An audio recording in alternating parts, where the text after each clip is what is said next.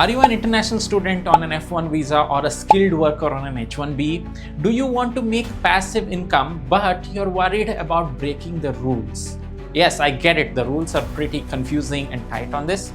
Well, you're in the right place. In today's video, I'm going to walk you through how you can make money on the side without necessarily violating your visa terms. We are talking real estate, cars, stocks, and even retail businesses, all ways to generate passive income. But here's the catch though, it's not as simple as just jumping in. So you need to know what's allowed and what could get you into real trouble as well. Hi, this is Simon Shetty, your host and the founder of Smart Green Card program. In this video, I'm going to cover the most common ways to earn passive income while on an F1 or an H1B visa. From renting real estates to investing in stocks, there are plenty of options that you can pursue.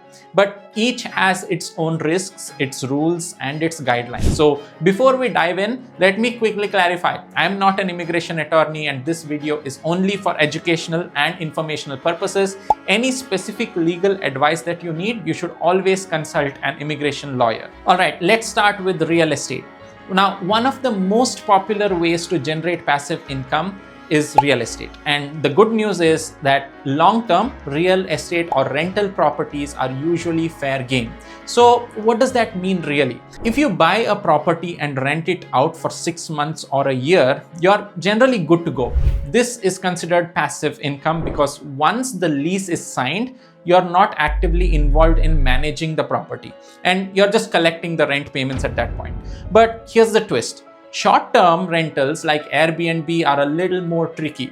Why, you may ask? Because running an Airbnb is more hands-on and there's constant communication with the guests, there's cleaning, managing, bookings, and sometimes even fixing problems in the middle of the night.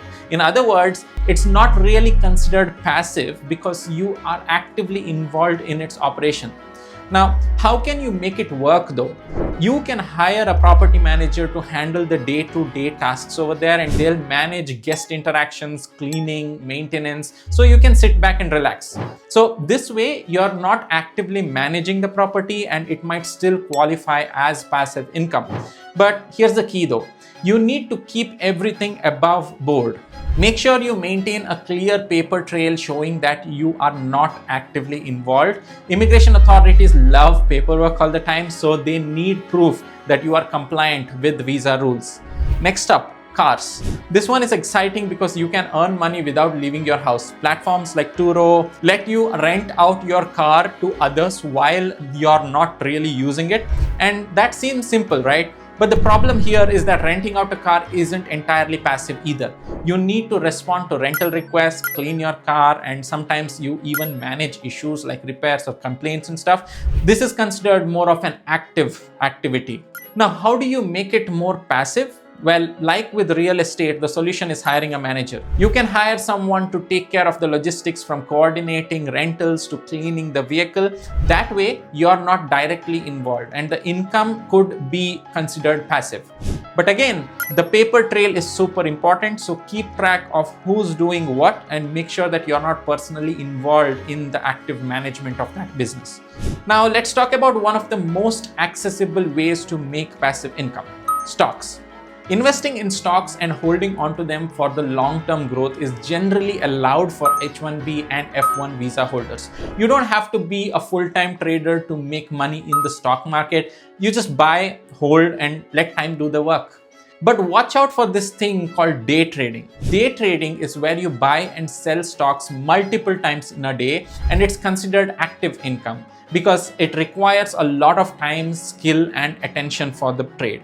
Now, this can be seen as a violation of your visa terms because you're not really passive in the traditional sense. If you want to dip your toes into stocks, make sure that you focus on long-term investing. If you're really keen on trading, stick to swing trading. It's somewhere in between and can sometimes be considered acceptable as well, depending on how much time you are spending on it. But again, always consult with a lawyer to be safe and sure that you are following the rules. Now, cryptocurrency is another area that excites a lot of people. Investing in Bitcoin or Ethereum or any other coins really is usually okay for people on H1B or F1 visas as long as you are just buying and holding. This is treated the same as stocks, and it is a long-term investment strategy. However, mining cryptocurrency is actually a no-go. Why? Because it involves a lot of active management and income generation, including maintaining hardware, monitoring the mining operations, and also troubleshooting. Mining could be considered a violation of your visa because it is an active business activity. And if you are looking to invest in crypto, the key is to just hold your coins and wait for their value to increase.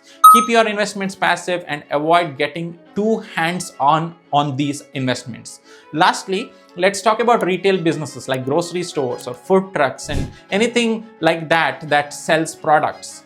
If you want to invest in a business, it's totally possible to do it as long as you are not involved in the daily operations of the business. Now, the key to maintaining this work is to hire a manager again to run everything. Whether it's handling customers, restocking products, or dealing with employees, the manager should be doing all the work. You're just there as an investor collecting the share of profits, and this keeps it passive and it won't interfere with your visa restrictions. So there you have it. Making passive income on an H1B or F1 visa is possible, but it requires some careful planning and attention to detail. Now, real estate, cars, stocks, crypto, and even retail businesses, all these can be great ways to earn money without violating your visa rules. Just remember to stay hands off and let professionals handle the day-to-day work properly. Do you have any questions? Drop a comment below. I'd love to help you out, and don't forget to subscribe and hit that bell icon. Thanks for watching, and I'll see you in the next video.